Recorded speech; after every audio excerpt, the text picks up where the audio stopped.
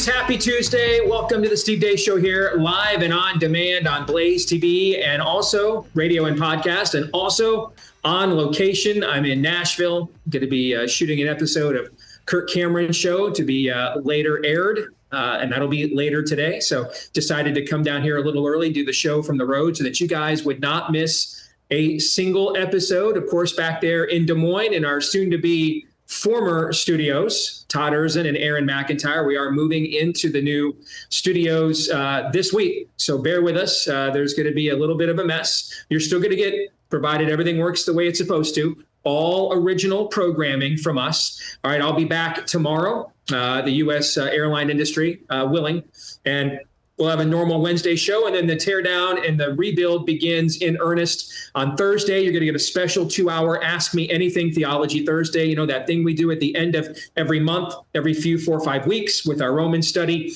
We're going to combine the two for June and July into one episode. You're going to get that tomorrow. And then on Friday, you're going to get a special evergreen episode with our good friend Megan Basham over at Daily Wire, author of one of the most important books so far this decade, Shepherds for Sale, national bestseller a year ago. Of course, Megan's also had a tough bout with cancer, though, that it looks like the latest update, she is winning. So that's great news. And she'll be with us about her book and the aftermath and the controversies within the church that it is rightly caused. And we'll be talking to her about that, especially on Friday's show.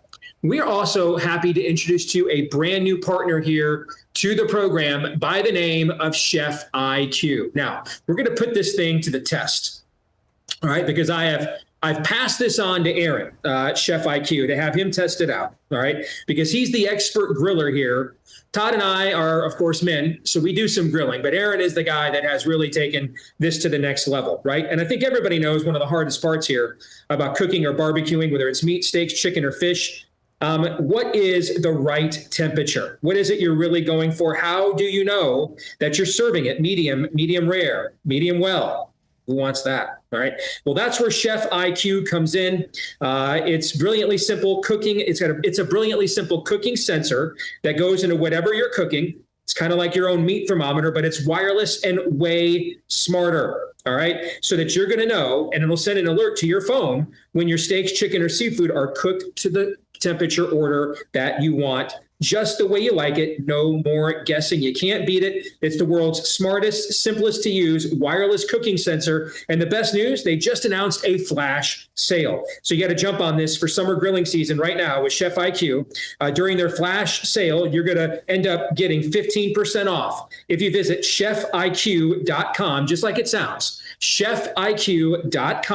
Use the promo code Steve. You'll get 15% off at chefiq.com, promo code Steve. And Aaron, when you saw this on your chair yesterday and took a look at this, can you, in ways that you probably are only capable, articulate just how excited you were? There was a hint of a smirk, in fact, and the slight maybe reference to a tint of emotion in your voice when you saw the Chef IQ on your chair yesterday for you to try out. Yeah, so the last 3 briskets that I've done, I have a really nice grill, really predictable and really dependable, I guess is a better word.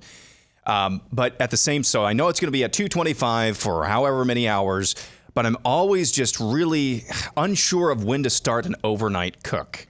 This thing sounds like this app is going to be able to give me kind of an idea after a few hours of when I should expect to be able to wrap that cook up. So that's one thing that I'm looking forward to, being able to plan a little bit better.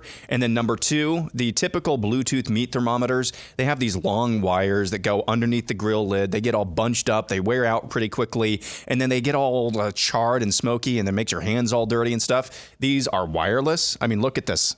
Wireless, stick right into your meat probe, or stick right into your meat probes, right into your meat. And I think that's going to be really cool and a lot less messy. So we welcome Chef IQ to the show, and we welcome Aaron's test of it here forthcoming very shortly, because he's always smoking meat. All right, coming up on today's show, Liz Wheeler, our friend and colleague here at The Blaze, is going to be joining us.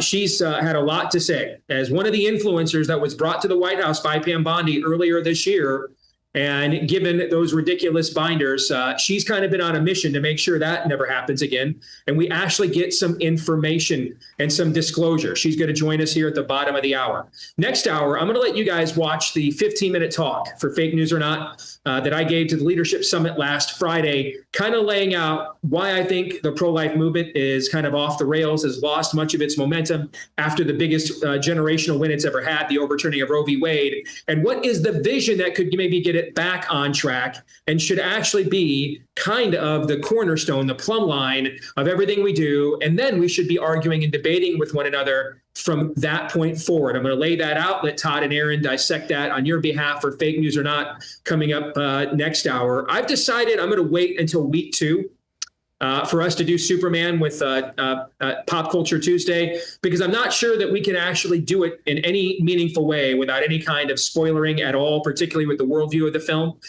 For now, I'll tell you guys, it's not a great film. The first act is way too uneven. It does get stronger as it goes on. It's a fun film. You will enjoy the movie if you just understand that it's not attempting to be Richard Donner iconic. It's just attempting to make Superman likable to American theater audiences again, after the last decade of what's happened with DC and Warner Brothers. So if you understand that going in, I think you'll enjoy it quite a bit. But I'm going to wait and do a fuller discussion on it next week, because I want to see the week 2 box office as well. The week 1 box office was pretty good. Not great, but pretty good. Not terrible, not great, but pretty good. Week 2 will tell us quite a bit because the audience score is very high. So we'll see how strong it does in week 2. It doesn't really have any competition. And then I think we'll have a better idea of where the brand is a week from now. Plus, I want to get into what happened with Chip and Joanna Gaines, because there's this, I've got a theory of what has happened every single time. And with people we have been quick to rush celebrity to who identify as Christians. And this tends to happen quite a bit with a singular issue. And it's the same issue that has tripped up the Gaineses. So I want to get to that in Pop Culture Tuesday. That's coming up in the final segment of the show. But let's kick this thing off, as we always do, with Aaron's rundown of what happened while we were away.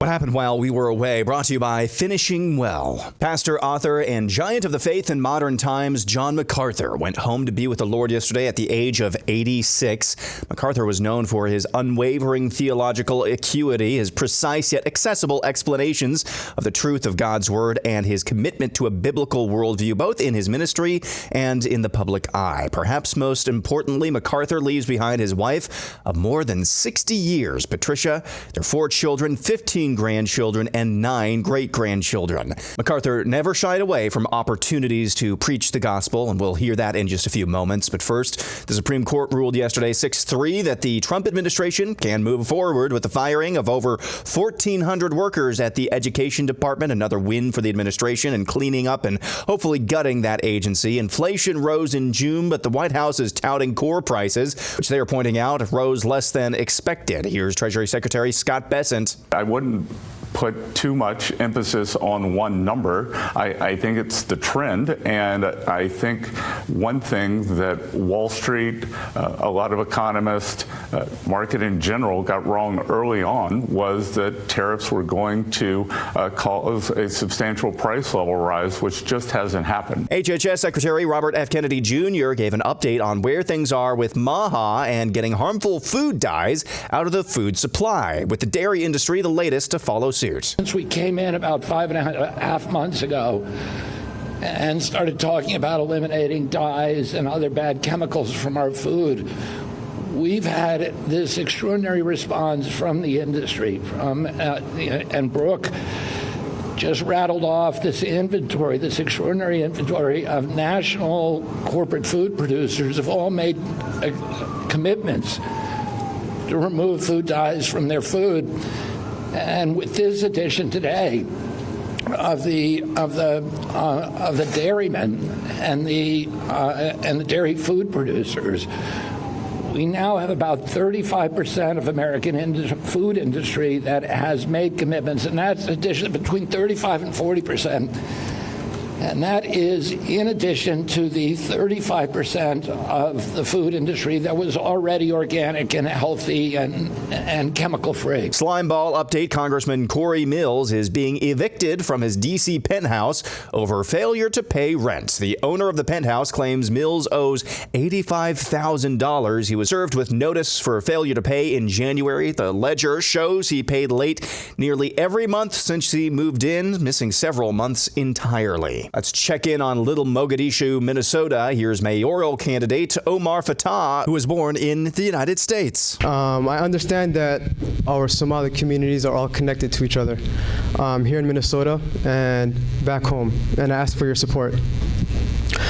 There's always been a link between our community here as well as back home, and I'm running to bridge that gap. That's a candidate for the mayor of Minneapolis, basically running on the same campaign platform as Zohran Mamdani in New York, referring to Somalia as his, quote, home. And finally, honoring Pastor John MacArthur as he goes home to his maker at the age of 86. I dare you to find a more succinct presentation of the gospel than this. His 2008 interview with Kirk Cameron on TBN. If a person will say, I am nothing in and of myself, I want to throw myself into the arms of God to be changed, what does God offer? Forgiveness. Total forgiveness for all your sin forever. Unconditionally. Provided by Christ. It's the greatest gospel verse in the Bible, 2 Corinthians 5:21. He made him who knew no sin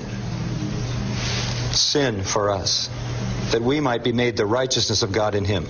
Let me unpack those 15 Greek words. He, God, made Jesus sin. What do you mean he made Jesus sin? Only in one sense. He treated him as if he had committed every sin ever committed by every person who would ever believe, though in fact he committed none of them. Hanging on the cross, he was wholly harmless, undefiled. Hanging on the cross, he was a spotless lamb. He was never for a split second a sinner. He is holy God on the cross. But God is treating him, I'll put it more practically, as if he lived my life.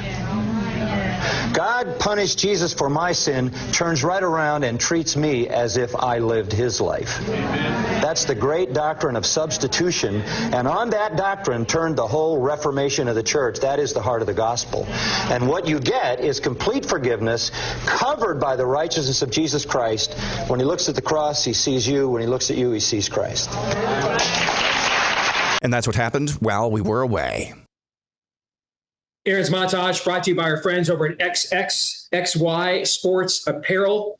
We've talked about this company and its origins, interviewed the founder of the company. You've seen Todd wearing that swag here on the program. I mean, this is a great opportunity to wear cool athletic gear, but also that makes a statement as well. The clothes are so high quality that when you wear them, you're going to make a statement that you not just stand with our daughters, all right, and our wives, but you're also going to look pretty cool while doing so as well. You don't have to sacrifice fit, whether it's their tops, their tanks, their tennis dresses, skirts, shorts, and more, both men's and women's apparel.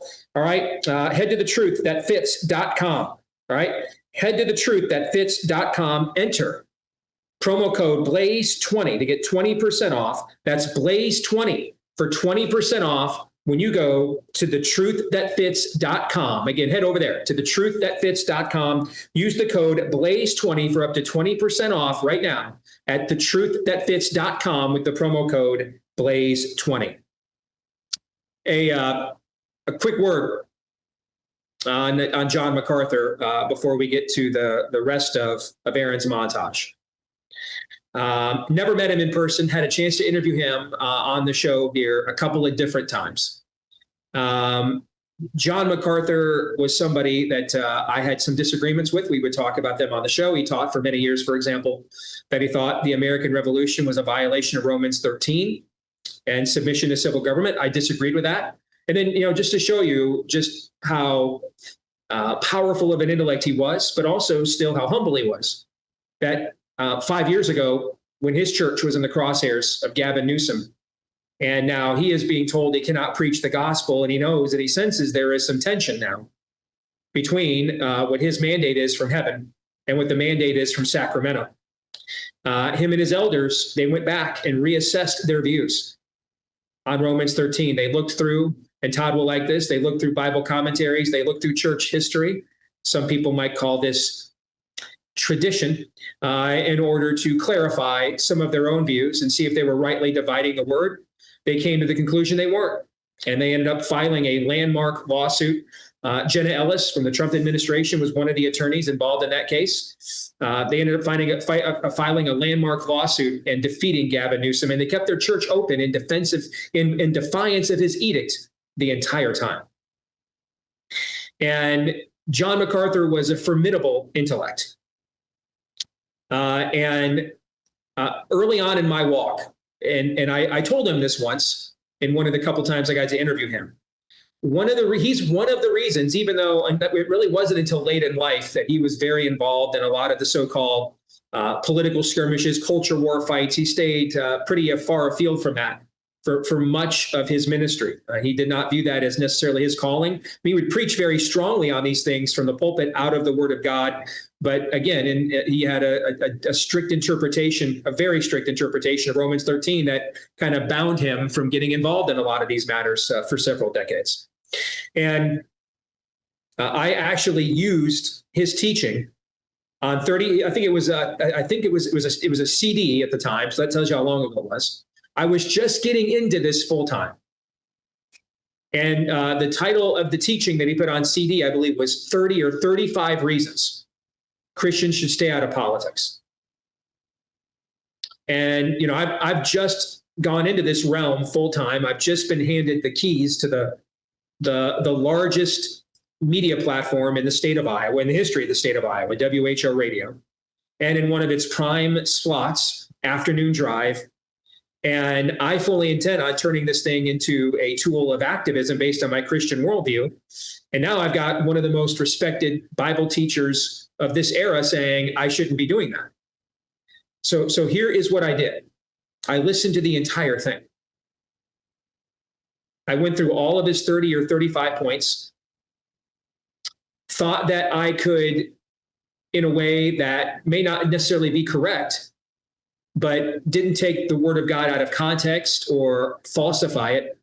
I thought that I could differ with about with all but 4 of his points. I think it was 4 or 5 of his points. And the other 4 or 5 points that he had, I thought were so profound. And in my understanding, I did not think that I could negotiate around them via the Word of God, that I changed the approach of how I was going to do the show. And that's much of the reason why you hear the show that you hear even today, 20 years later, is just as I was starting out, I listened to that CD one night and I went through it a few times over a few hours in my man cave, jotted things down, went through the Word of God, iron sharpening iron. And listen, I have no clue. John MacArthur has no idea who I am at that point. And I have no idea that as I'm about to take over, this baton is about to be passed to me on this legendary 50,000 watt radio station. I have no idea that it's eventually going to lead to me having one of the largest media platforms hosted in American history by an evangelical Christian. I have no idea that is going to be what's going to come of me just taking over this 50,000 watt radio show. To me, that was the mountaintop at the time. Like, that was the thing. I could just do this the rest of my life. I had no idea I was going to be sitting here one day, years later, for example. The irony of Aaron showing that clip is I'm sitting here in one of the dressing rooms at Kirk Cameron's studio getting ready to tape an interview with him for his show later today. So I do not have a clue what God is going to do with this. And in fact, it's just not even on my mind. I don't know yet the influence the Iowa caucuses that I could wield in the Iowa caucuses. I don't know any of that. I'm just about to embark on this transition in my career from a sports talk radio host to a news talk host. And I just felt like if I couldn't take on credibly, doesn't mean I'm going to win all the points that I thought I could negotiate around him on. And if John were here today, he'd probably tell you I didn't. Okay. But I used him to prepare me for what you guys have seen over these last, depending on how long you've been with us. A lot of you joined us during COVID. Some of you have been with us since the WHO days. That's going back almost 20 years now. And I use that to sharpen me, to hone my biblical worldview. And it's one of the reasons why at times I've taken some of the contrarian views on things. It's why at times I've not kind of gone along with the crowd on things. Like I'm not going along with some of the crowd now that wants us to move on Epstein. I'm not doing that. Okay. Because ultimately what John helped me to understand when I received this calling that I could not have done on my own, could not have gotten to where I'm at on my own if I tried or plotted it out. What John helped me to understand is that I need to remember that ultimately I serve a different kingdom than this one. And at times I thought he was too obstinate with that. At times, a lot of you think I'm too obstinate with it now. All right.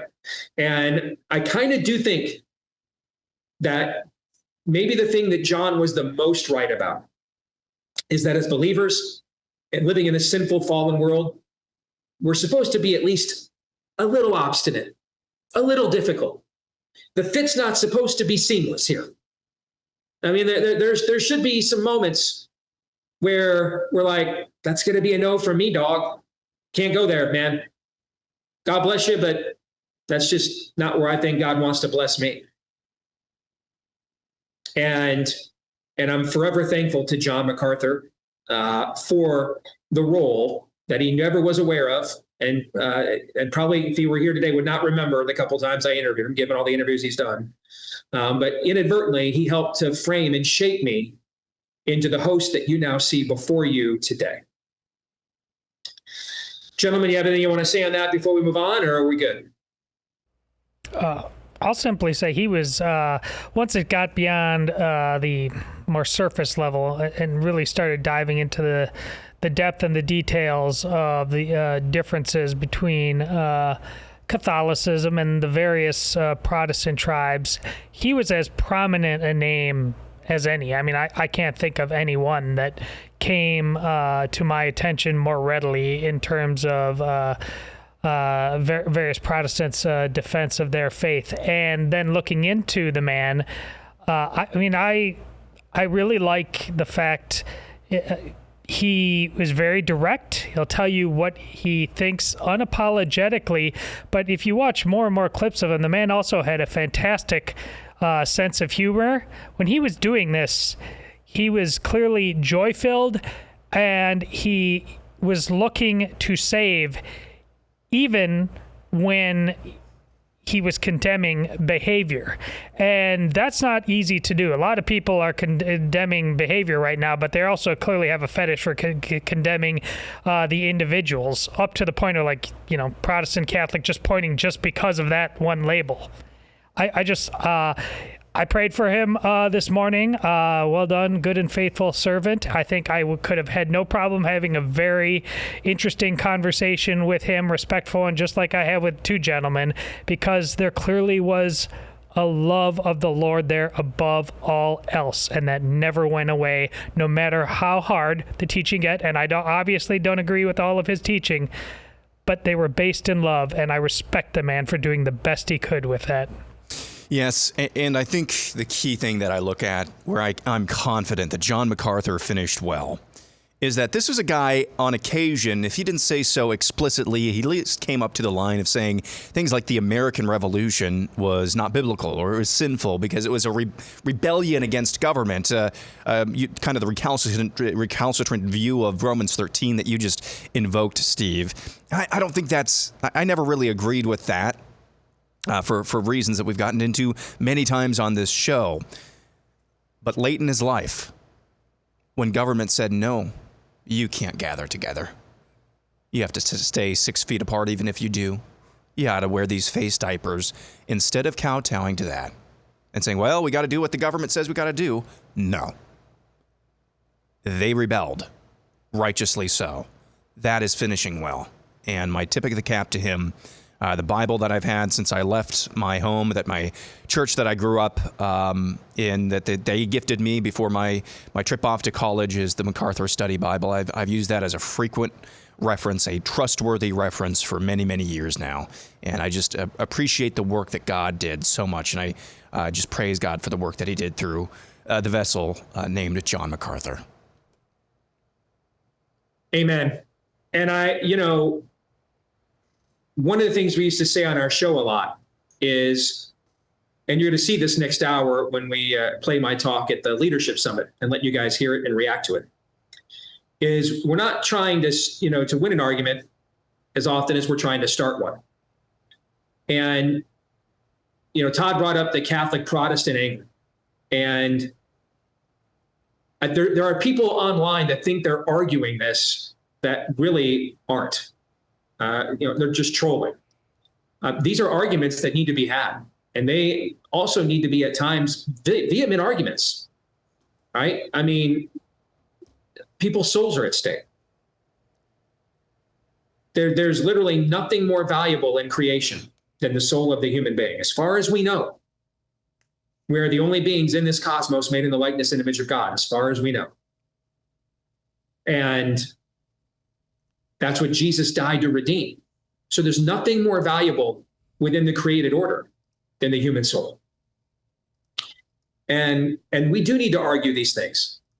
And I appreciated the fact that John was willing to be obstinate on such things. I think we actually need a little more obstinance today. This is in stark contrast to what you're seeing from so many Christian celebrities today, like Chip and Joanna Gaines, that we'll talk about next hour.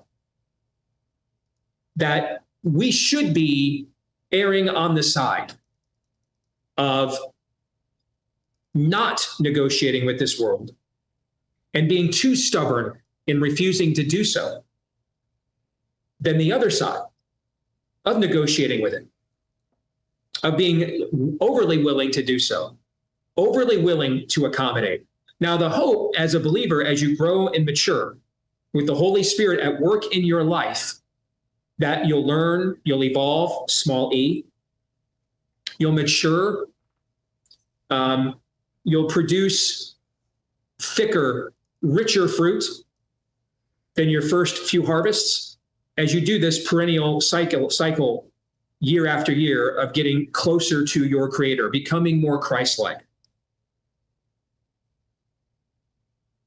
But that will help us to better navigate this narrow road of what it means to put a God that this world hates ahead of this world in all things, while at the same time loving our neighbor as we love ourselves, who's in this very world that hates our Lord. And there's going to be disagreements. You see this with the men who wrote the New Testament. Paul rebukes Peter at one point. Then Paul turns around, has falling outs with other apostles at other points. So there's going to be disagreement. But I think what John modeled was, and this is even why today, I've noticed several prominent charismatics I've seen come out and give him his flowers and his propers today after his passing into eternity. Because John, and here's why that matters, John was a vocal critic of charismatics, a vocal critic of them. I mean, he used to hold a conference called Strange Fire. That's an obscure biblical reference. That's, of course, Pete John MacArthur with the obscure biblical reference. All right. But I think that was because they also understood, despite that vehement disagreement, that we're actually supposed to be erring on the side of being too obstinate up against the world of our own flesh and the devil. It's not supposed to be comfortable. And it's not supposed to be comfortable at least as much and as often as we are comforted by it. We're not supposed to completely fit. There should be tension. There should be tension. They put our Lord, we put our Lord on the cross, all right? And we murdered him and let him bleed out in broad daylight in front of men, women, and children, just outside of the city of Jerusalem. That indicates there's going to be some tension here. So there should be some tension.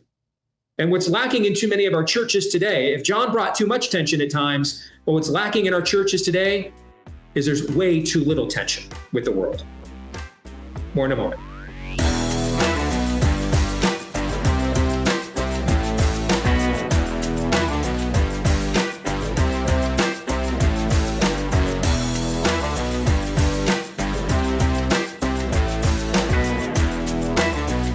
Here on the Steve Deace Show, I'm on location today in Nashville. Going to be taping an episode of Kirk Cameron's program to be aired later.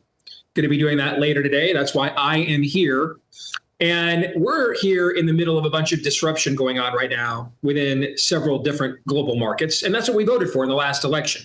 We didn't want the status quo. The status quo kind of sucked. And it was working for interests that were not necessarily America first, but globalism first. So that's great. But we also need to remember, all right, the rest of the world, nations that don't want us to be great again, are not just going to sit there and say, that's adorable that you guys are going ahead and throwing your weight around now, that you guys are going to put your thumb on the scale and trying to use your leverage to better your situation with your country. We just really appreciate and respect that. That's not the way this works.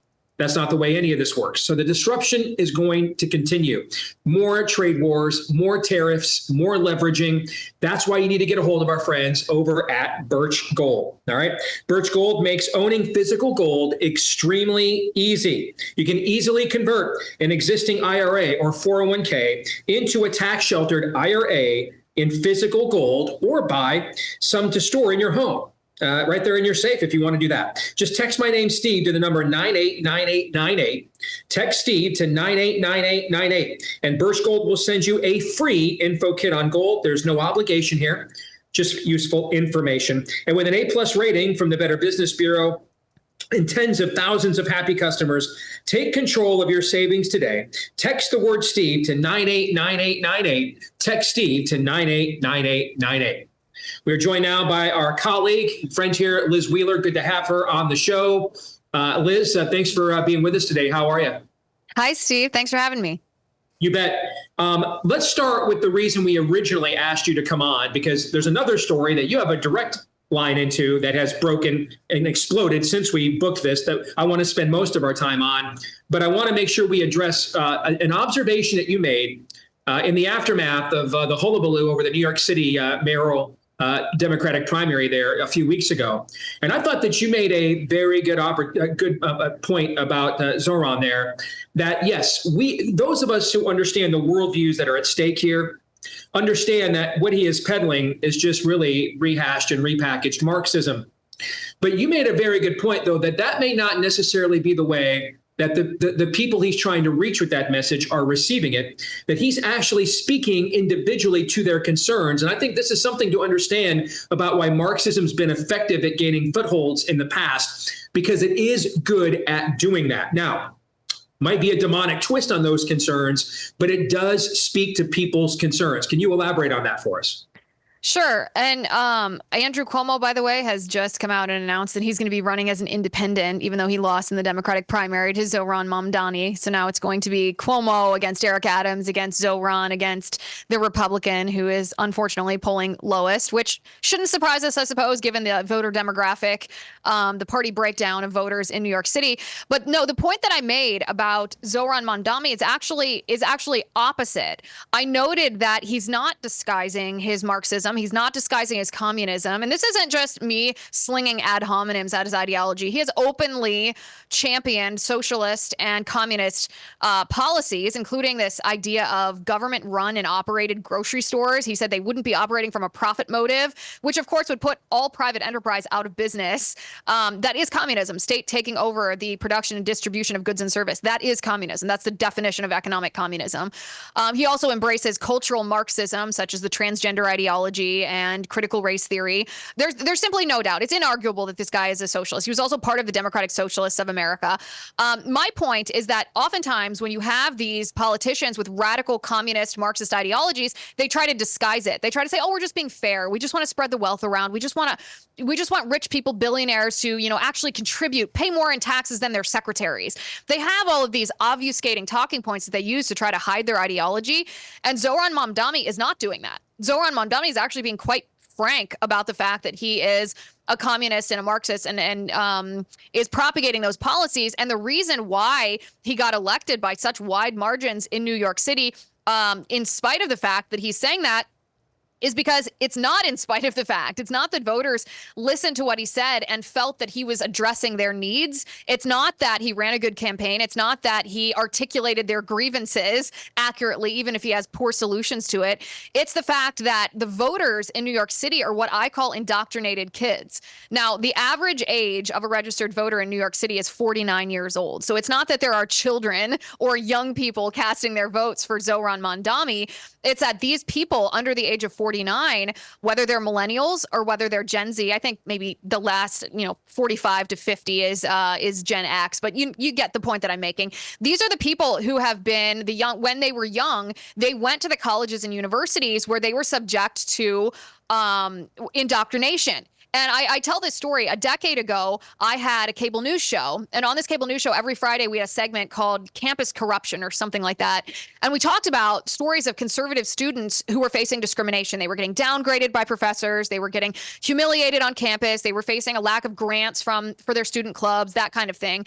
And it was a good segment, except for the fact that we totally missed the point. We totally missed the point. Yes, it's bad that conservatives were facing discrimination, and that was real, and it's unjust. All of that's true. But the actual danger of indoctrination on college campuses isn't the bad experience that conservatives had.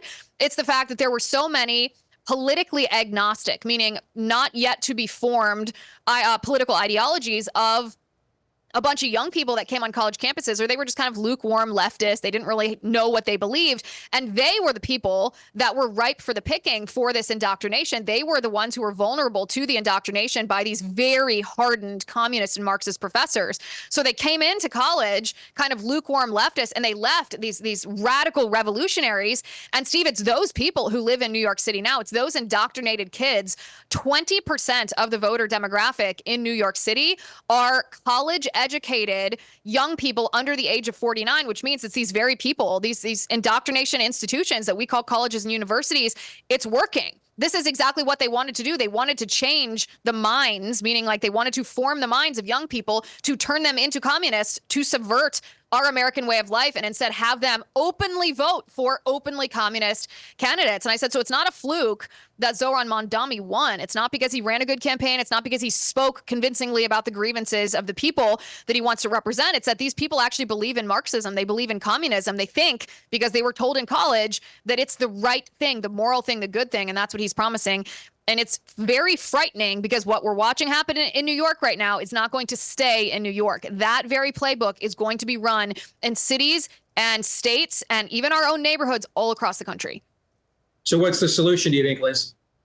Well, the solution, of course, is to take federal funding away from colleges and universities and to stop. It's like illegal immigration, right? You have to secure the border before you do the deportations. Well, you have to stop the indoctrination of the next generation before you can try to rescue those who have already been indoctrinated. So President Trump has at his disposal the authority as chief executive and through his Department of Education to end federal funding to any college or university that engages in any kind of indoctrination.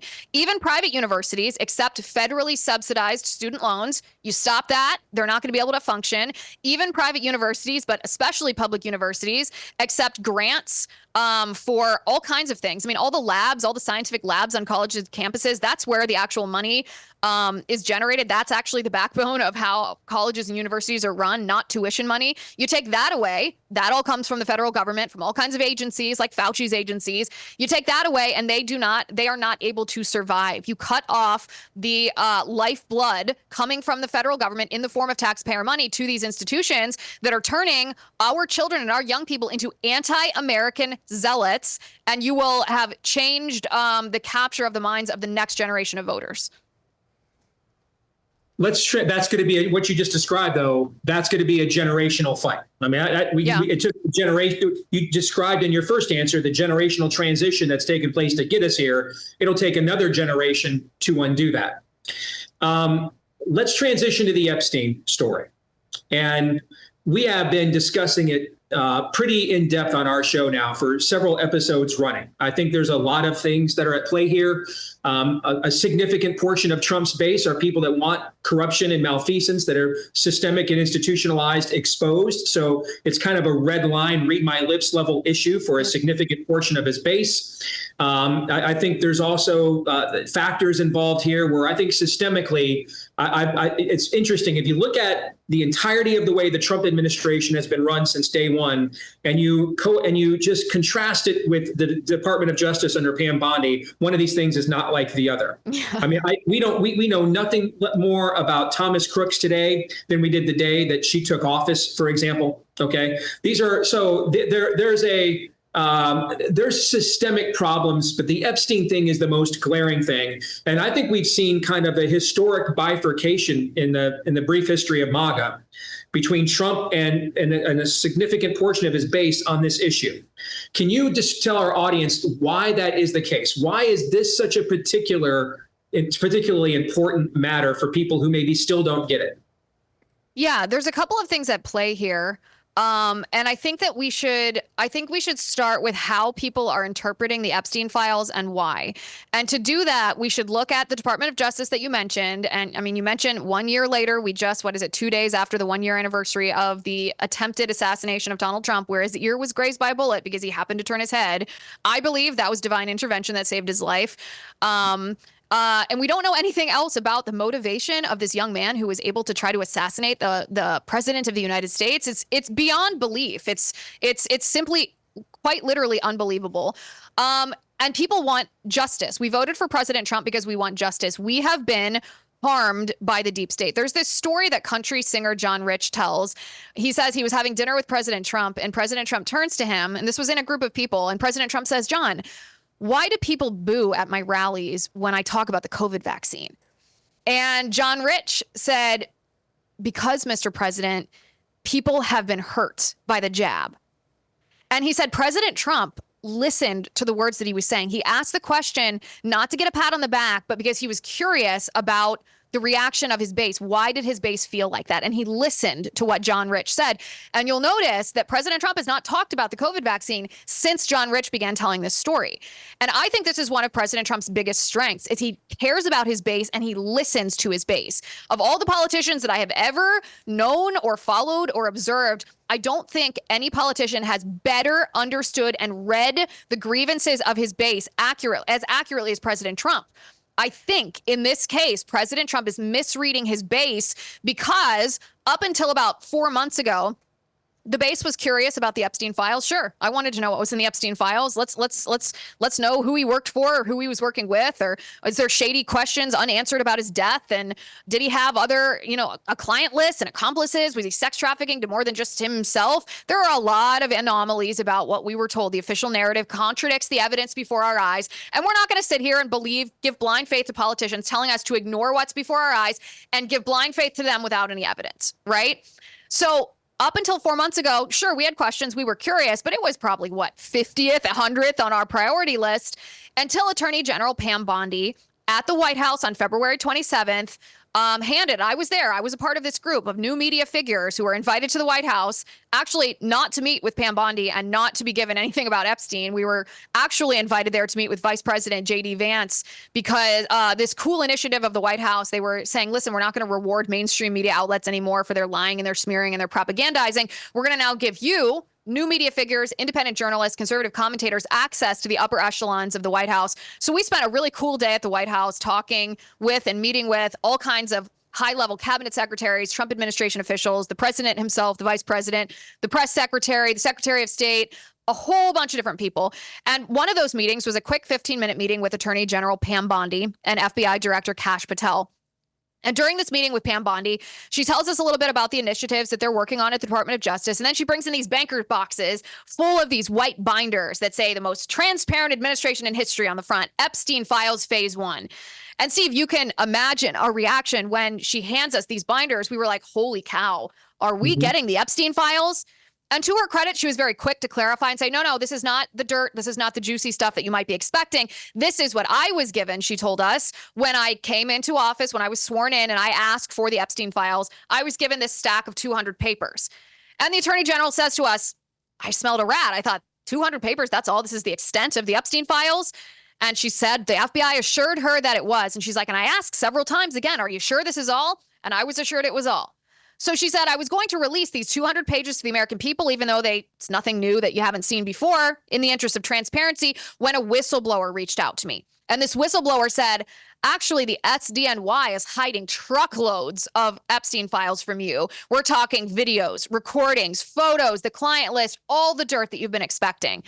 And so that day at the White House, Attorney General Pam Bondi hands us a letter. She says, I've written this letter to FBI Director Kash Patel demanding that the FBI hand over all those truckloads of documents. And she turns to us, these new media figures in this room. We're in the cabinet room in the West Wing of the White House, right across the hall from the Oval Office. She says to us, this is the story, that there are deep state swamp creatures in the SDNY, in the federal government, who are still actively trying to subvert your president, your attorney general, and you can break this story.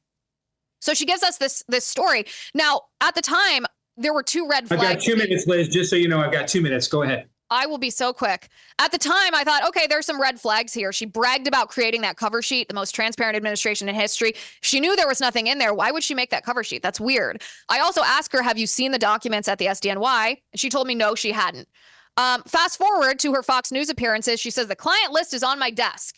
And then, of course, it wasn't on her desk. She tells us it doesn't even exist in this leaked Axios memo. And so it becomes very clear to us, the base, that we've not been told the truth, that there's not been transparency. And so suddenly this topic, which we did not prioritize originally, although we were interested in it, becomes to us representative of the justice we voted for. Are we going to see justice for COVID? Are we going to see justice for Russiagate? Are we going to see justice for the FBI weaponized against parents who wanted to unseat school board members who were trying to trans their kids? Are we going to see justice for the phony Ukraine impeachment and for the journalists whose homes were raided because they had the audacity to investigate the Ashley Biden diary? Are we going to see justice for J6 and the pipe bomber? Because we haven't yet. And it became a bellwether for whether we're going to see that justice, because we don't know the answer to that. And when you couple that interpretation by the base with this Pam Bondi not telling us the truth because she is an attention seeker. She wanted to go on Fox News and be a star. She wanted to gin up headlines. She wanted to be famous. She wanted to have adulation. She craved that attention. Then you get outrage, and righteous outrage from the base, because the way they interpret this is we're not being told the truth, and now we're worried we're not going to be served the justice we voted for. That was fantastic, Liz. In 20 seconds, what do you hear about these reports that they're going to actually now come forward with more of this information in light of the base revolt? You buying this stuff? I have not been able to independently verify. I think you're talking about Benny Johnson's and Laura Trump's comments. I've not been able to independently verify that they will be releasing more documents. I don't know about that. I have been told, my sources who are there have told me that President Trump is hearing why the base cares about this so deeply, and he's beginning to understand that the base cares about the Epstein files because to us it represents justice. Great stuff, Liz. Check her out right here on Blaze TV. That was a tour de force. Thank you, Liz. Thanks, appreciate it. You bet. Coming back with hour 2. Stay tuned.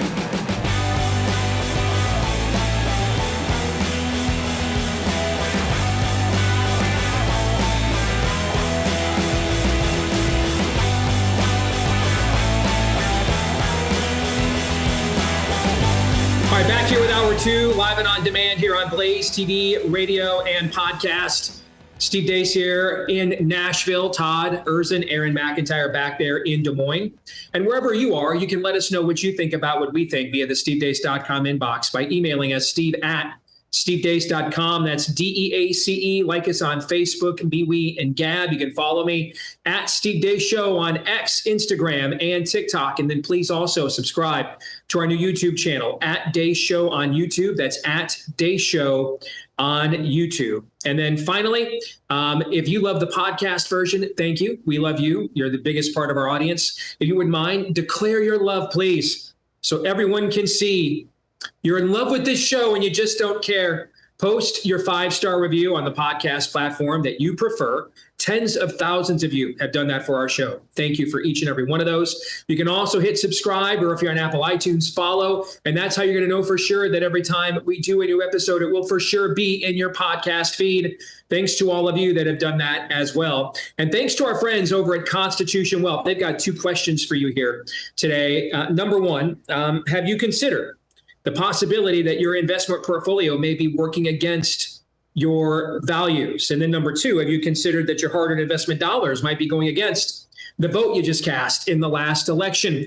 If you think there's even a possibility that you answered yes to one or both of those questions, you need to contact our friends over at constitutionwealth.com/blaze for a free consultation, especially if you're like us and you take your biblical worldview seriously, because they're, unlike a lot of other advisors, they can help you specifically screen out where your money is going to support things that are anathema to what you believe in. So get started today, all right, with a free consultation just to see if it's for you at constitutionwealth.com/blaze. That's constitutionwealth.com/blaze. You should also check out Constitution Wealth's disclosures at constitutionwealth.com. Understand their services and fees. Make sure you remember that all investing involves risk, including the risk of loss. I am a client of the firm. This is a paid endorsement, but my opinions are my own. Really quick before we get to fake news or not, and it's got to be quick so we stay on schedule, but that was an absolute tour de force that slapped that Liz Wheeler, I think, just laid down on the Epstein front for the last 7 or 8 minutes of the first hour of this show. And I know you guys back there in Des Moines were listening to every minute of it. So Todd and Aaron, I'd be remiss if I didn't say reaction to what you just heard from Liz, because I thought that that was a banger. I just think she perfectly encapsulated why the base, we think, why there is so much of a reaction to this, especially towards her end, worried that we're not going to have transparency and worried, therefore, that we're not going to have justice. No matter how you slice this, whether or not this was just overplayed and they really didn't have the goods on Jeffrey Epstein, they overpromised and underdelivered, this was handled just absolutely, abjectly, horribly. And I think she really has her finger on the pulse of why there is so much outrage over this. And I'm just going to tell you this. As long as people keep saying you must believe this based on a government report, and I don't care whether that government is in the hands of Republicans or Democrats, if you keep telling people and browbeating people that, hey, this is what happened and it's time to move on, people will not move on. They will not move on. So I think she summed up the outrage over this just beautifully over the course of 15 minutes. Yeah, bellwether. That's the important point here. Steve, you've talked about during COVID, you kind of wondered with our audience and taking this stand what was going to happen, and ultimately you were pleasantly surprised. But that's, and Liz mentions COVID as a psychological backdrop for that. I don't think if this Epstein file thing happens before COVID and transgenderism did what it kind of did to us, I don't think I think whoever those are who want this to go away would be a lot further ahead of the curve than they are now. And right now they're behind it. And that's a fantastic thing. Hopefully we've learned some lessons. I'm obviously skeptical of that on a regular basis, certainly on COVID, magical powers of vaccines and all that. But apparently our appetite for this particular PSYOP is totally out the window.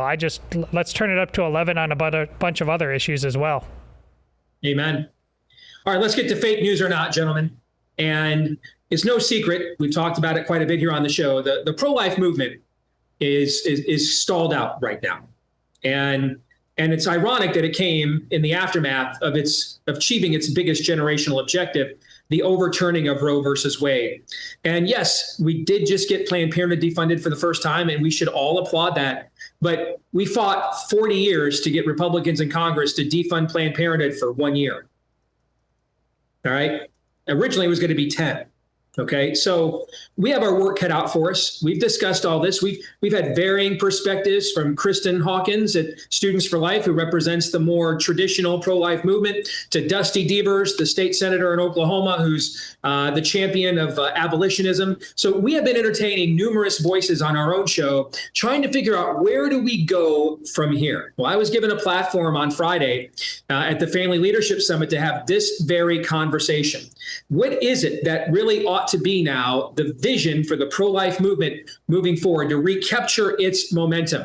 I'm going to articulate what I think that should be, and then we're going to let Todd and Aaron react after you see for yourselves. They always bring me out here after lunch every year. And I think it's just because they know you guys are asleep, or I'm going to trip over something, and I'm going to yell at you and wake you guys up for like the main events to come a little bit later on.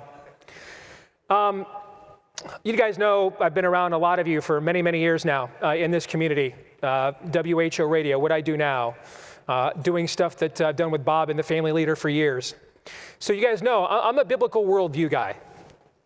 And I want to draw an analogy to a complicated chapter in the scriptures, because I think it speaks to where we are right now in the pro-life movement.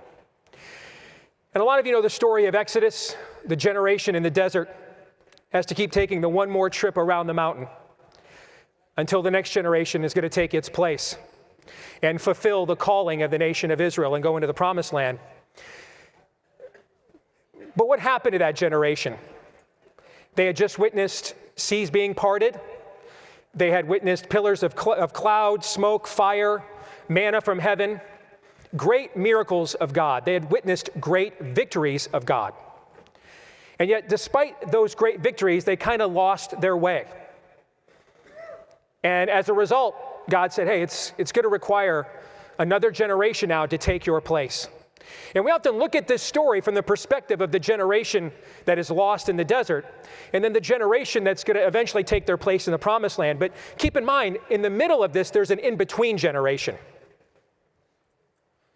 There is the adult children, young adult children of the generation that's going to be lost in the desert, their parents. And behind them are their children now, the grandchildren of the generation that will be lost. Their grandchildren now will join them in taking that place. And their grandchildren, you ever thought the questions they might have asked? Dad, why are we still circling this mountain? What are we doing here? Why are we doing this? And you have to go back, you're that middle generation, and you have to go back and explain to your children that grandma and grandpa took their eye off the ball, unfortunately. And that puts you in a very difficult position. Because on one hand, these are your parents, and you adore them. Not to mention one of the commandments, the first that comes with a promise, is what? Honor your father and mother, right? So you love them, you honor them. At the same time, you're hearing from the younger generation, they're maybe a little more zealous. They're maybe a little bit more tired of circling the mountain. They're ready to get on with this thing called Jehovah 101. And you're hearing their complaints and criticisms. So you're in the middle of them. I think that's a very good metaphor for what is happening in the pro-life movement at the moment. We just witnessed a miraculous victory where President Trump, like Samson, the complicated judge, plunging the temple to the fish demon Dagon down into the dirt as his last great act of heroism. And you watched Donald Trump, of all people, with his personal life we all know very well, and yet he is the vessel by which God uses to take the shibboleth of the damned, known as Roe v. Wade, and smash that into 1,000 pieces in June of 2022. And a lot of us witnessed a moment. I still remember the day coming on the air as this was going on. It felt surreal to me, something we never thought we were ever going to see happen, and it did. But if you notice that something seems wrong, we've kind of lost our momentum since then. My old home state of Michigan is essentially kill 'em all, trans 'em all in the state constitution. Well, that's just a blue state, Steve. Look what Gretchen Whitmer's done there. Okay, fine. The border state of Ohio, where in the Trump years that has gone from a swing state to one of the most red states in the union. Not as red as Iowa, but redder than it's ever been. Same thing happened in their state. It took a Herculean lift from the governor of Florida to stop that from happening in their state last year. It seems like we've lost our momentum. Even the great big win we had last week with the big beautiful bill, some of us thought we'd never actually see Planned Parenthood defunded, and we did. God bless that. But that was originally supposed to be 10 years of defunding. Now it's just 1. We've been the most loyal voting bloc that this party has had. And the previous generation of leaders had to work 50 years to get 1 year of defunding of the largest donor bundle that the Democratic Party has. And so I applaud the old generation, but I have to tell you, I hear this younger generation, a lot of your kids and grandkids, and they're like, when are we going to actually win this thing? When are we actually going to end this thing? When's it going to end? And so I want to offer as the in-between generation, I want to offer a reset for the pro-life movement because I think that it is in dire need of one. So let me use an analogy I've used many times in many talks over the years. There was a once proud franchise known as the Green Bay Packers, and had fallen on hard times. And they hired a new coach unknown offensive coordinator from the New York Giants named Vince Lombardi. And his very first practice, he comes in, he takes all the film of the last season, and he puts it all into a trash can and lights it on fire. True story. Lights it on fire right in front of the team. They were awful. They were terrible. Now, here's the thing, though. In this room, Bart Starr, Forrest Gregg, Willie Brown, guys who have yellow sports coats and are enshrined in the Pro Football Hall of Fame, but everybody thinks they're losers right now. And he takes last year's film before he became the coach, and he burnt it all. And he said, men, we're going to start all over again. Here's your first lesson. And he famously picks up a football, and he holds it up, and he says, this is a football. We're to start all over again. So I want us as a pro-life movement, I want us to start all over again. I'm going to start by holding up a picture. I want you to see this. If you guys could put that picture up on the screen. This picture right here. This is the oldest picture I have of my mom and I. And a lot of you know my story. I told myself I was not going to choke up when they put this up on the screen. And yet here we are. A lot of you know my story. You really know her story. Pregnant at 14, looking at having a baby at 15. She represents the first wave of feminism and the sexual revolution and what it did to the culture and young women like her. Scared, uncertain she can do this. She's growing up on the old South Side Bottoms. That was the poor white trash part of town. Her mom is twice divorced with 5 kids from 2 different fathers. Not an easy life in 2025, a really hard one in 1972 and 73. Some of her friends got some of those back alley abortions, wondering maybe I should do the same thing. She just couldn't bring herself to do it. Now, it wasn't a Hallmark card. This was not an easy life. My mom literally grew up with me. We were on food stamps, ADC. I remember the one time when I was a little kid, one of my earliest memories is I grabbed some comic books that I thought the food stamps were going to pay for. And Mom said, they're not going to pay for that. I don't even know if my mom remembers this. I stuffed them into my pants and walked out of Hy-Vee with these comic books in the front of my pants. My mom puts the groceries away. She sees these comic books protruding out of my pants that are rolled up. She grabs these comic books that are rolled up and whips my behind with them right there in the parking lot. Now take them back into the store and put those back. We're not thieves. We don't steal stuff. You don't have to have money to have class, she told me. I've never forgotten that. See, when we first started this, the women that were succumbing to the lies of abortion were my mom. The culture was in upheaval. We didn't have things like in utero technology.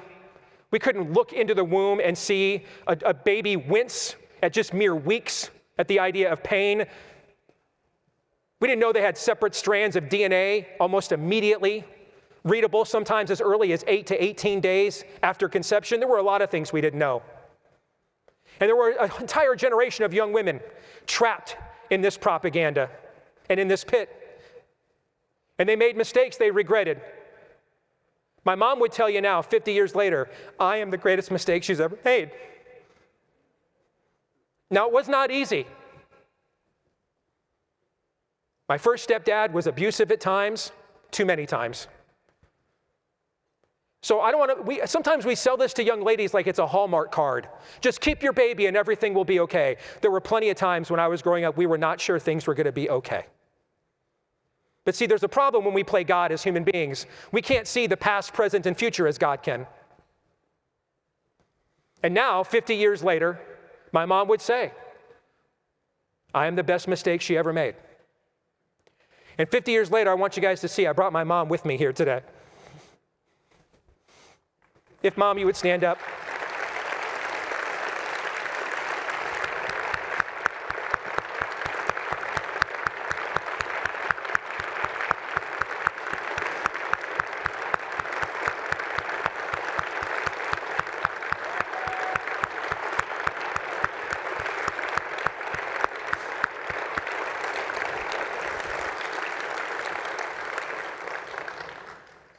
This is the story that we tried to create and to save and preserve in the last generation of pro-life activism.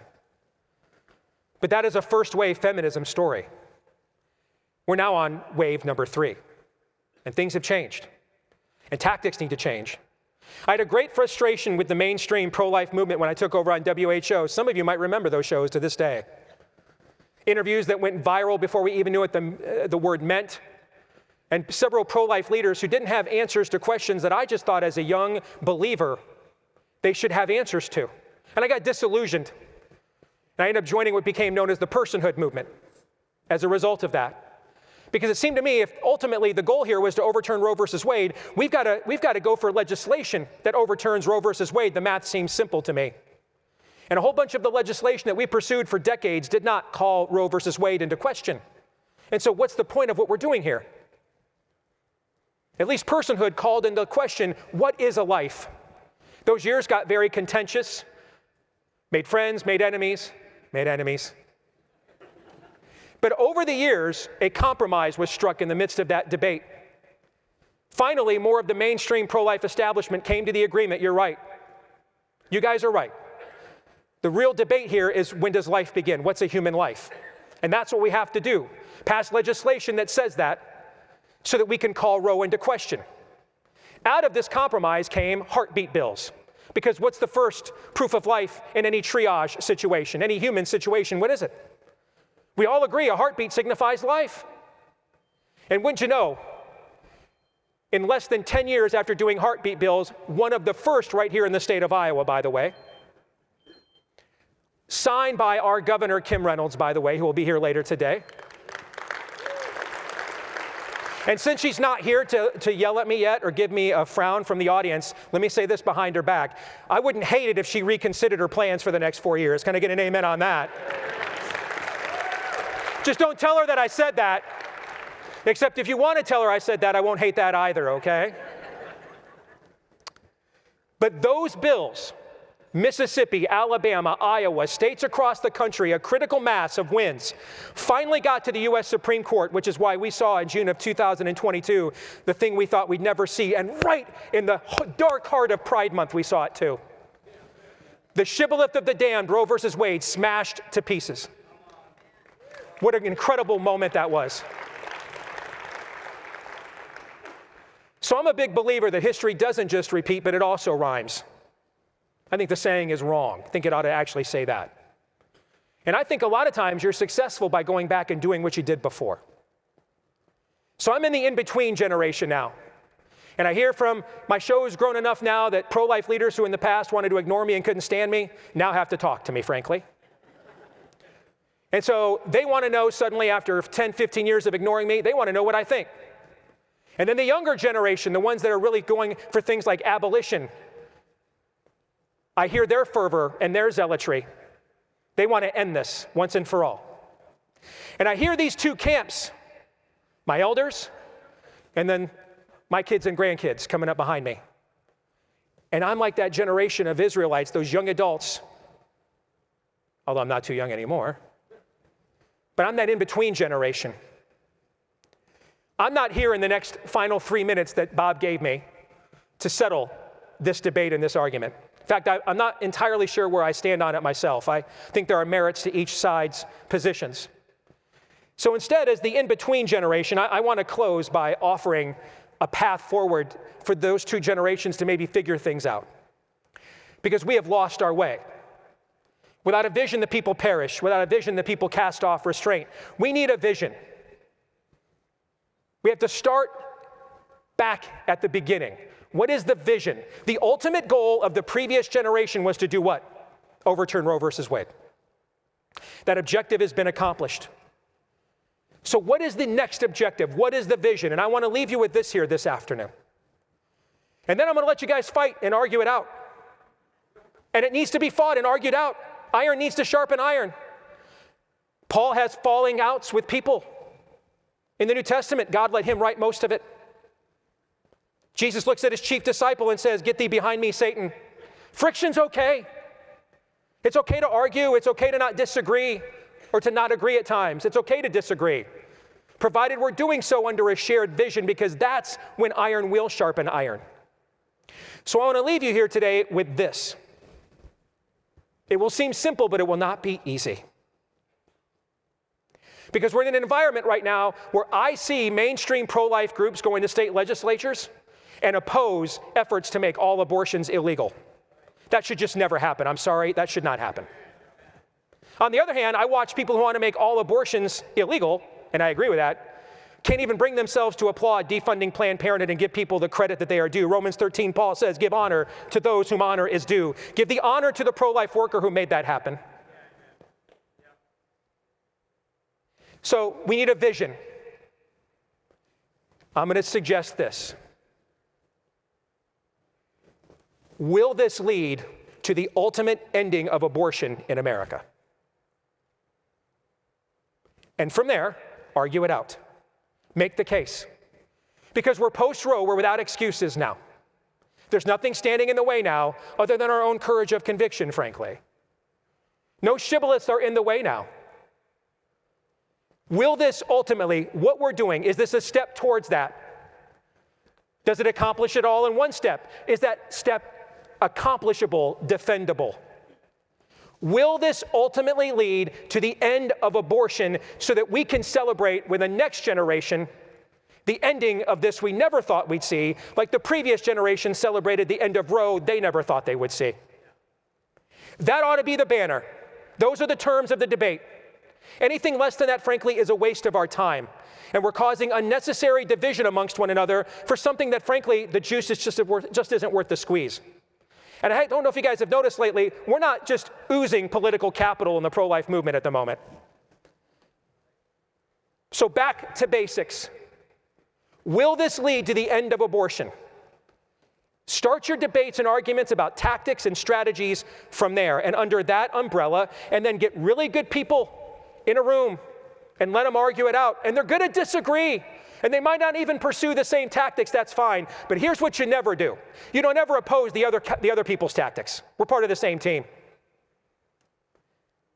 I'll leave you with a good example. My co-host, as you guys know, one of my partners on my show, Todd Erzin, he's here today. We don't want Todd to stand up, he's Catholic. All right, he stands enough. All right, he's gonna stand, kneel, stand, kneel, stand, kneel, kneel, stand here in a couple days, all right? Okay? So Todd needs his rest, just let him sit down, all right? Todd says things on my show, it's my show, it bears my name. Todd says things on my show theologically at times I don't agree with. But because we have a shared mission. Now, if Todd asks me if I agree, I am happy to tell him when I don't, okay? But he has to ask me. The reason why I don't instantly jump on him, instantly try to corner him, assuming I could even do that, is because we're together on this show because we have a shared mission. We want to make a biblical worldview great in America again because that's what will make America great again. All right? So there has to be, even amongst ourselves, some internal rules of engagement. We stop opposing each other's tactics and bills if we don't like them. We stop criticizing other people's bills and tactics if we don't like it. Now listen, if it's a complete and total sellout, but you know who the sellouts here are because they're not going to be here today. We have people running for statewide office. This is the largest gathering outside of a Trump rally. This is the largest gathering of activists Iowa will have until next year's primary. Find out who didn't come here today. And that gives you a pretty good idea who really hates your guts despite maybe what they're saying on television right now. So the people that are here, Marjorie's going to follow me. She's probably not going to agree with everything I just said. I probably won't agree with everything she's about to say. But she's here, and so am I. Which means what? We have a shared vision. The people who have a shared vision, we don't pounce on one another even when we disagree. And then when we do agree, we go all in for the win. Thank you for your time. All right, so that was my talk to the Leadership Summit for the Family Leader on Friday, attempting to reboot a pro-life movement right now that is it's basically off its moorings and has lost its momentum at this point in time. So where does it go from here?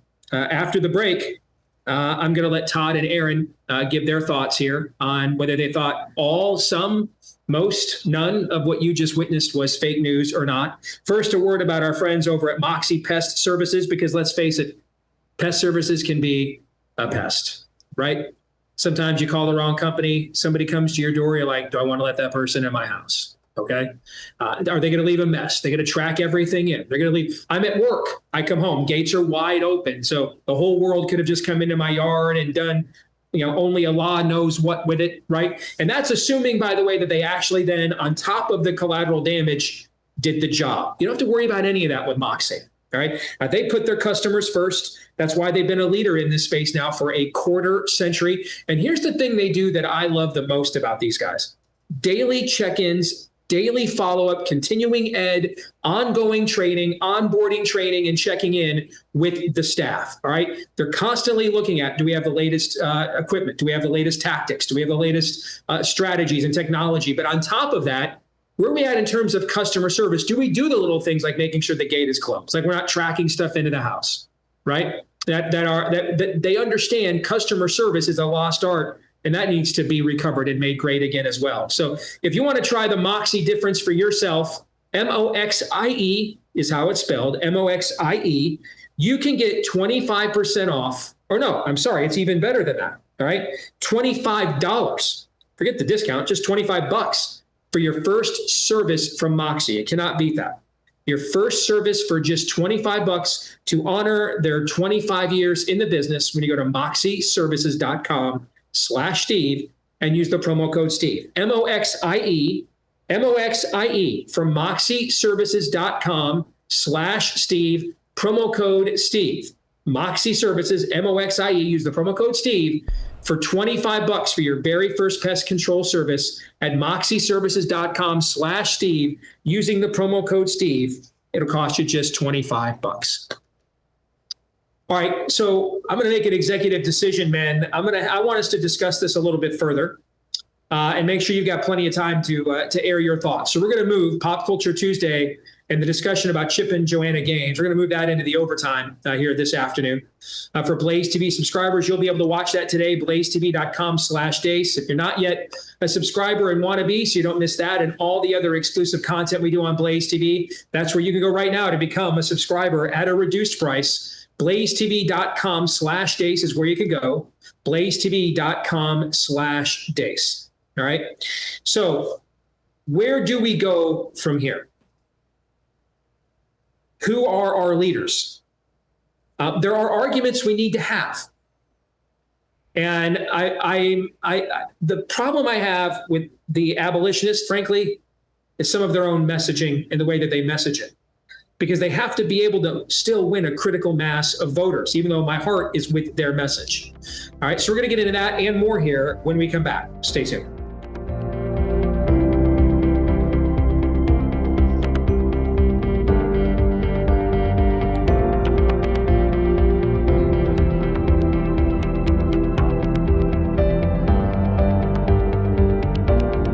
Back here for our final segment on a Tuesday here on the Steve Deace Show. I'm on location in Nashville. Todd and Aaron are back there in Des Moines.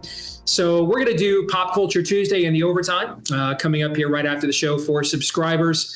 But let's close out fake news or not. And Todd and Aaron, I want you guys to have plenty of time to give your thoughts on the vision that I laid out going forward for the pro-life movement, that at this time now, everything should be about what ultimately leads to the end of abortion once and for all. And every tactic, every statement, every message, every piece of policy we do, all ought to be argued based on its merits towards that end. What are your thoughts on that? And then overall, the case that I made for it, how much, if any, of what you guys just saw was fake news or not? Well, go ahead, Eric. I mean, isn't that the at least proto-abolitionist perspective that this has to be ended once and for all? So yes. Yeah.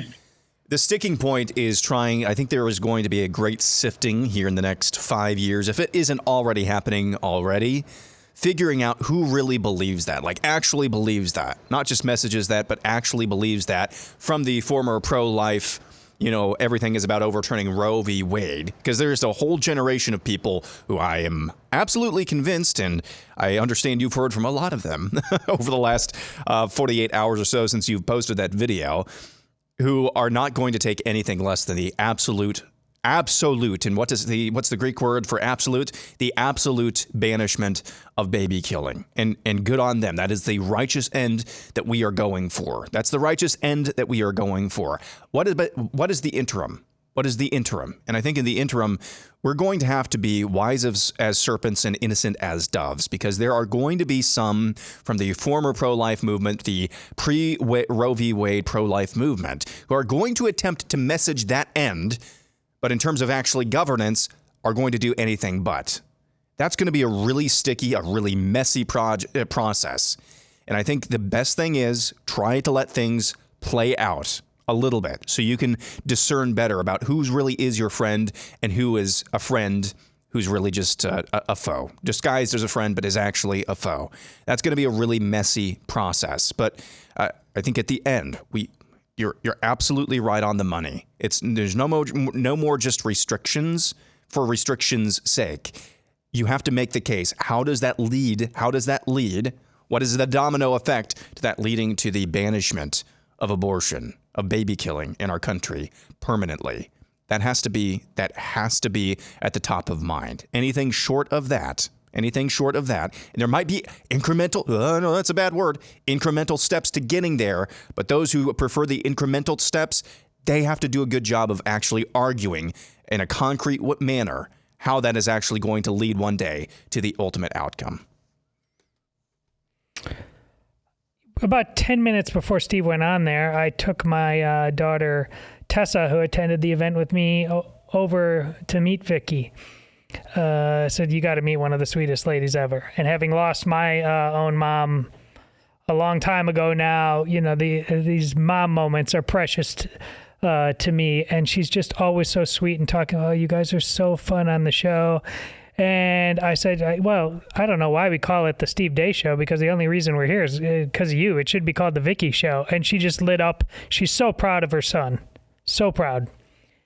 And that speaks to the second part in terms of some of the abolitionists' comeback criticism of what Steve said. Listen, this is a guy who's wearing many hats, made movies, Renaissance man in terms of the amount of kind of topics he can comment on expertly, from the trivial and the sports world to advising presidents on everything from domestic policy, foreign policy, messaging. But you can throw all of that out if it has to be about one issue and one issue only.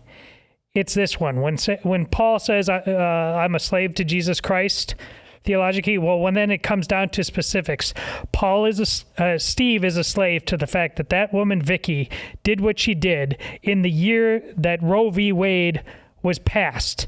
And he knows his entire damn reason for just getting to live and breathe oxygen, let alone have all the gifts he has now in terms of his family, are because of that. He will go to the ends of the earth for this issue. It is more authentic and organic, and I sit next to him every day, and than anything he does. So you better come correct if you think that somehow, some way, this isn't a guy should be leading the table on this issue. I respect the zeal of that side of the movement, but you're going to have to go through me if you try to get cute around him on this particular issue. He should be at the forefront of it from this day forward, and you're crazy if you think otherwise. Lastly, I'll simply say this. I never heard anybody else come up with this idea. Steve's given me credit for it several times. But when it comes to this life issue, and this does speak to the abolitionists they think they have it all thought out in theory, but in practice, somehow they manage to look past Steve and his relationship and mom and say, actually, listen, stop knifing each other, like Steve said, and look at the weakness of the other cause, because whenever they come at you with exceptions, life of the mother, rape, incest. I was still at the Des Moines Register when I developed this, and I developed this with some of my fellow reporters, and I said, okay, fine. Let's solve this issue. That's what you think is the most important, right? Okay. That's 3%, that's not even that, but I'll give you those. I don't believe that. I don't want it. Those are lives just like anybody else. You give me the other 97%. What do you think they're going to say? No, because that's not really what it's about. And that's how easy this can be. But we want to do all of this actually stuff with one another. Get your eyes on the prize. Enough games, enough podcast hijinks, enough, yeah, I know you're kind of on the team, but I want to be the cool kid on the team. It's high school. Grab ass ridiculousness. Do we want to save lives or not? End of sentence. And so, like Steve said, that's why Steve and I, as Catholics and Protestants and Aaron, that's why not only can we coexist, we thrive around each other. Iron sharpens iron because we see the promised land together. What's your excuse? I have to say, I did not, and maybe that's my mistake and I should have. Todd's alluded to it now. Aaron did it briefly. I did not anticipate the amount of blowback I was going to get in my feed from the abolitionist sect that I ended up getting in response to posting this video. And maybe I should have. But maybe I gave you guys too much credit. Because, and I see this, you know, I said recently, charismatics never take their trash out. And all the reform people do is take the trash out every day. Do not ask for whom is the trash being taken out, for thee is the one being taken to the trash. That's kind of what reform theology is too often like as an ecosystem. Well, much of the abolitionist movement, not all, but much of it comes out of the reformed community. And I see this behavioral mechanism again. You know, for the people that believe in God's sovereignty, you have a very dim view of shrewdness. This is one of the largest shows in the country hosted by somebody who is sincerely pro-life. I mean, I bet you if Dusty Devers was here today, probably the biggest audience he's ever gotten in his life was being on this show earlier this year. And I used the occasion with one of the most influential mainstream pro-life leaders in America standing 10 feet from me, waiting to come on stage right after I was done. I use this occasion to say that your mission statement should be the vision moving forward. And a not insignificant amount of you in my mentions just somehow let that completely go. And this is very emblematic of the Reformed theology ecosystem. And I say this as someone who has a lot of Reformed sympathies. But the desire to be right rather than to win, the desire for vindication rather than victory, that there is esteem and pride almost in being this a vocal, zealous minority that gets overlooked because of just how principled we are, as opposed to jumping in a rickety boat like your forefathers did, crossing the English Channel, and just completely, starting an actual civilization, rather than just sitting out there and in the harbor at Plymouth Rock and just pontificating over it over and over again until you were sure you were exactly precisely correct. I was stunned Marjorie Danielsford had the reaction to me that she did. I was stunned she gave me a massive hug when I got off the stage, because I raised the bar for her. And it's your bar. It's your bar. So I'm just going to tell you right now, you can be as principled as you think you are. But if you're not capable of taking yes for an answer, you're never going to be effective. I teed this thing up for y'all, man. That's what I did. I gave a vision. I set the rules of engagement, and it's your vision. It's the other side of the argument that has the higher climb. Because now they have to make the case, if that's the vision, make the case that this incremental step is a step towards getting us there.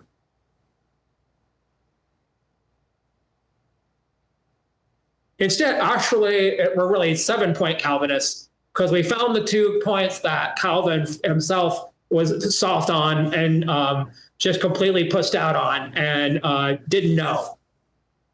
That's just, you've got no chance. And you guys are going to write, if you stay in that lane, I'm just going to tell you, okay? As someone that's done more in this lane than almost any of you have, I'm just going to tell you, you're never going to win. And God will not bless that. Never has. It's okay to be shrewd. It's okay to take W's. Todd comes up to me and says, hey, married one of my daughters at Catholic Mass. I'm like, well, actually, that's, you do some things at the marriage ceremony that are not biblical. And here are the 47 things you could, you say? Dude, that is awesome. Congrats, man. What a great moment for you and your family. Blessings on their wedding. It's just clear. Some of you want to be right more than anything else. And I'm just going to tell you right now, in politics, they take advantage of people like you. You're not shrewd. You're schmucks. You're suckers. And I'm not intimidated by you. I know your language better than you. I was saying some of these things before you even thought of them. You're going to get played for fools. And the mainstream pro-life movement that you detest will absolutely just keep flourishing and keep not banning abortion because you guys can't get out of the lint in your own name. The Puritans did not just sit there just writing parchments over and over and endlessly about how corrupt the king was. They lived in a real world. They got in a dangerous situation. They got in a boat. Then they ended up, the first place they landed wasn't a good place. So they had to reevaluate and go to a better place. The first winter they were here, half of them died. So they had to reevaluate what they were doing. In other words, they had to live in a real world with real situations and figure out how to make the best of it because the Bible's not a lab experiment. Sola Scriptura isn't osmosis. Help me help you. That was me actually helping you. And now I'm kind of thinking maybe you guys can't be helped.